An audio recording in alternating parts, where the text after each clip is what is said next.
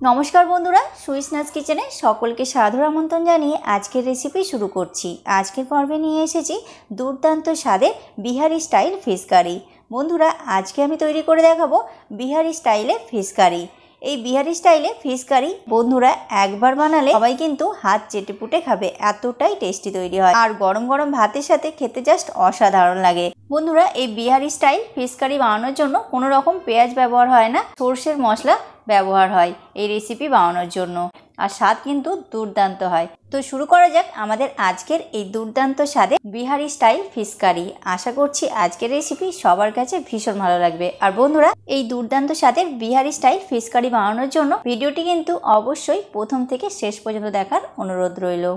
এই দুর্দান্ত স্বাদের বিহারি স্টাইল ফিশ কারি বানানোর জন্য আমি এখানে রুই মাছের 6 পিস মাছ খুব ভালো করে পরিষ্কার করে ধুয়ে রেখে নিয়েছি। এখন আমি এর মধ্যে দিয়ে দিচ্ছি 1 টিস্পুন লবণ, আর দিয়ে দিচ্ছি হাফ টিস্পুন হলুদ গুঁড়ো, আর দিয়ে দিচ্ছি হাফ টিস্পুন কাশ্মীরি লঙ্কার গুঁড়ো, আর দিয়ে দিচ্ছি হাফ টিস্পুন আদা রসুনের পেস্ট। এবার হাত দিয়ে মশলাগুলো খুব ভালোভাবে মাছের গায়ে লাগিয়ে নেব।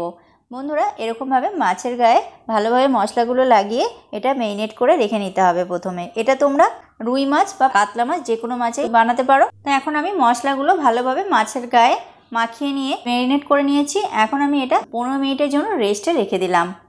এবার আমি একটা বাটি নিয়ে নিয়েছি, একটা মশলার পেস্ট তৈরি করব। তার জন্য আমি এখানে 1 টিস্পুন দিয়ে দিলাম হলুদ গুঁড়ো, আর দিয়ে দিচ্ছি 1 টিস্পুন কাশ্মীরি লঙ্কার গুঁড়ো, আর দিয়ে দিচ্ছি হাফ টিস্পুন লঙ্কা গুঁড়ো।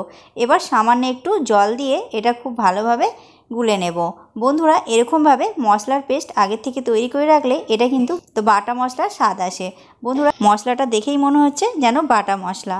আর এমনিতেও এই বিহারি স্টাইল ফিশ কারি বানানোর জন্য বাটা মশলায় ব্যবহার হয়, আর বাটা মশলার জন্যই এই ফিশ কারির স্বাদ কিন্তু অত্যন্ত সুস্বাদু হয়। তো মশলার পেস্ট আমার রেডি হয়ে গেছে, এখন আমি এটা সাইডে রেখে দিলাম।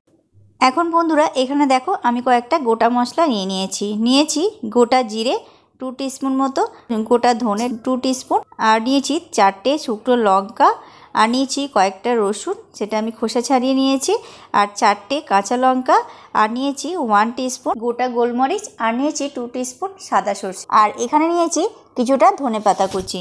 বন্ধুরা, এই সাদা সর্ষের পরিবর্তে তোমরা কালো সর্ষেও ব্যবহার করতে পারো, তবে এই বিহারি স্টাইল ফিশ কারিতে এই সাদা সর্ষের ব্যবহার করলে এর স্বাদটা আরও বেশি ভালো হয়। তো অবশ্যই চেষ্টা করবে সাদা সর্ষে দিতে। এখন আমি একটা মিক্সার গ্রাইন্ডার জার নিয়ে নিয়েছি। এবার মশলাগুলো জারের মধ্যে নিয়ে নিচ্ছি।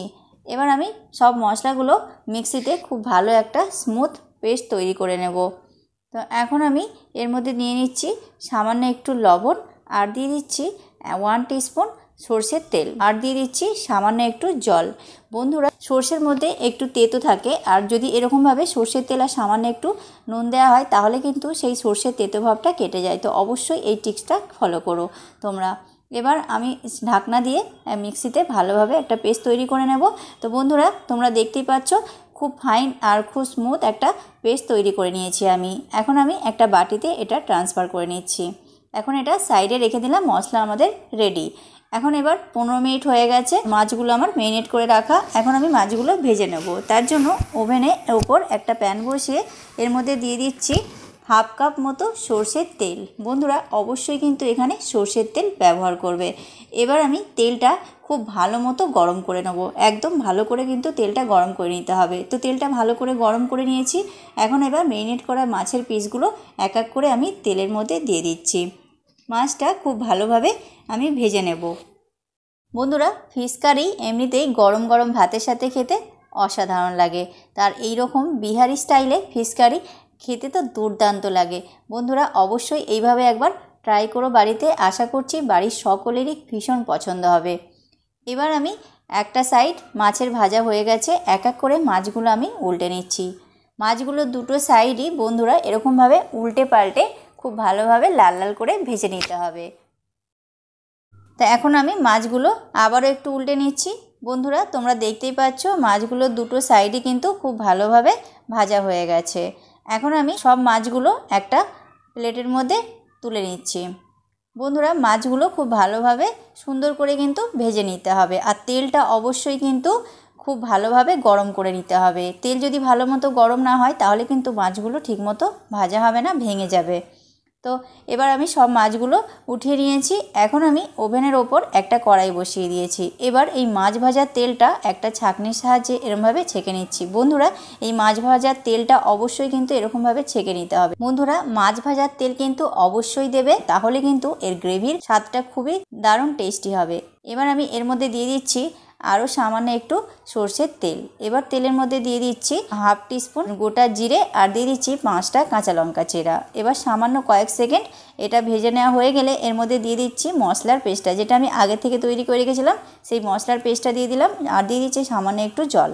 এবার 1 মিনিট মতো এটা নাড়াচাড়া করে একটু ভেজে নিতে হবে। আর বন্ধুরা, ফ্লেমটা কিন্তু অবশ্যই মিডিয়াম করে নেবে। এবার আমি দিয়ে দিচ্ছি মশলার পেস্টটা। বন্ধুরা, যে মশলার পেস্টটা আমি তৈরি করে রেখেছিলাম সর্ষে দিয়ে, সেই মশলার পেস্টটা আমি দিয়ে দিলাম আর দিয়ে দিচ্ছি সামান্য একটু জল।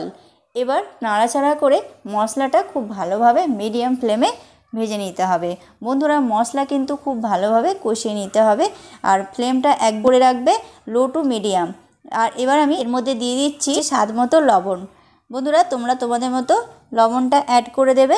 এবার ফ্লেমটাকে মিডিয়াম টু লো করে মশলাটা খুব ভালোভাবে কষিয়ে নিতে হবে। হাই ফ্লেম করলে মশলাটা কিন্তু জ্বলে যাবে, তাহলে কিন্তু মশলাটা তেতো হয়ে যেতে পারে। তাই অবশ্যই কিন্তু ফ্লেমটা লো টু মিডিয়াম করে মশলাটা খুব ভালোভাবে কষিয়ে নিতে হবে। তো এখন আমি ঢাকনা দিয়ে ঢেকে দেব। ঢেকে দিয়ে এটা 10 মিনিট মশলাটা ঢেকে কষিয়ে নেব। তো 10 মিনিট পর ঢাকনাটা খুলে দিলাম। এখন আমি মশলাটা আরও 10 মিনিট এরকমভাবে নাড়াচাড়া করে কষিয়ে নেব। মশলা কিন্তু বন্ধুরা খুব ভালোভাবে কষিয়ে নিতে হবে। মশলা যত কষানো হবে তরকারির টেস্ট কিন্তু তত বেশি ভালো হবে। তো মশলাটা অবশ্যই ভালোভাবে কষিয়ে নিতে হবে। তো মশলাটা প্রায় নাড়াচাড়া করে আমি প্রায় 10 মিনিট মিডিয়াম ফ্লেমে কষিয়ে নিয়েছি। তো মশলার গা থেকে তেল রিলিজ করতে শুরু করেছে। এখন মশলাটা তেল ছাড়তে শুরু করে দিয়েছে, তার মানে মশলাটা আমাদের খুব ভালোভাবে কষানো হয়ে গেছে। তো এখন আমি এর মধ্যে দিয়ে দিচ্ছি 2 গ্লাস মতো ফোটানো জল। বন্ধুরা, জলটা কিন্তু অবশ্যই সামান্য একটু গরম করে তারপর দেবে। এবার খুব ভালোভাবে একটু নাড়াচাড়া করে নিচ্ছি। আর বন্ধুরা, একটু জলের পরিমাণটা এখানে বেশি দিতে হবে, যেহেতু এটা পরে ঘন হয়ে যাবে ঝোলটা, তাই জলটা একটু বেশি পরিমাণে দিতে হবে। এবার ঝোলটা ফুটে আসা পর্যন্ত অপেক্ষা করব। ঝোলটা ফুটতে শুরু করেছে। এখন আমি এর মধ্যে ভেজে রাখা মাছগুলো এক এক করে দিয়ে দিচ্ছি। একটু নাড়াচাড়া করে নিচ্ছি। এবার ওপর থেকে সামান্য একটু ধনেপাতা কুচি ছড়িয়ে দিলাম। এবার একটা ঢাকনা দিয়ে ঢেকে আমি এটা 3 মিনিটের মতো মিডিয়াম ফ্লেমে রেখে দেবো। বন্ধুরা, খুব বেশি রাখার দরকার নেই। খুব বেশি রেখে দিলে তাহলে কিন্তু মাছগুলো নরম হয়ে যেতে পারে, তাহলে মাছগুলো ভেঙে যেতে পারে। আর বন্ধুরা, এর মধ্যে জলের পরিমাণটা একটু বেশি দিতে হবে, কারণ ঝোলটা খুব তাড়াতাড়ি ঘন হয়ে যায়। তো জলটা একটু বেশি পরিমাণে দিতে হবে।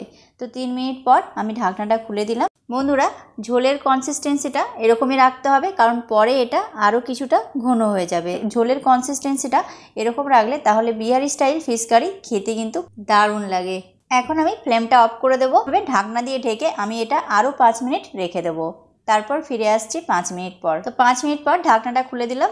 বন্ধুরা, তোমরা দেখতেই পাচ্ছ গ্রেভির কালারটা কত সুন্দর এসেছে আর গ্রেভিটা অনেকটা ঘন হয়ে গেছে। বন্ধুরা, এই ফিশ কারিতে গ্রেভিটা খুব বেশি পাতলা আর খুব বেশি ঘন কিন্তু ভালো লাগে না।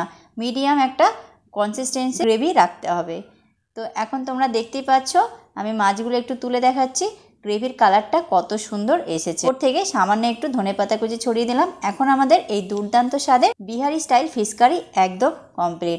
বন্ধুরা, এই বিহারি স্টাইল ফিশ কারি গরম গরম ভাতের সাথে খেতে জাস্ট অসাধারণ লাগে। এর স্বাদ কিন্তু দুর্দান্ত হয়। বন্ধুরা, ভালো লাগলে তোমরা বাড়িতে অবশ্যই একবার এই রকম বিহারি স্টাইল ফিশ কারি অবশ্যই বানিও। আর কেমন হয়েছে কমেন্টের মাধ্যমে অবশ্যই জানিও। তো বন্ধুরা, তৈরি হয়ে গেল আমাদের আজকের এই দুর্দান্ত স্বাদের বিহারি স্টাইল ফিশ কারি। আজকের রেসিপি কেমন লাগলো তোমরা অবশ্যই কমেন্ট বক্সে জানিও। আর রেসিপিটি ভালো লাগলে ভিডিওটি লাইক কমেন্ট শেয়ার করে চ্যানেলটি সাবস্ক্রাইব করে পাশে থাকার অনুরোধ রইল। তো আজ এই পর্যন্ত, আজ এখানেই বিদায় নেব। আবারও দেখা হবে আগামী পর্বে নতুন একটা ভিডিও নিয়ে। তো ততক্ষণ পর্যন্ত তোমরা খুব ভালো থেকো, সুস্থ থেকো। Tata, bye bye.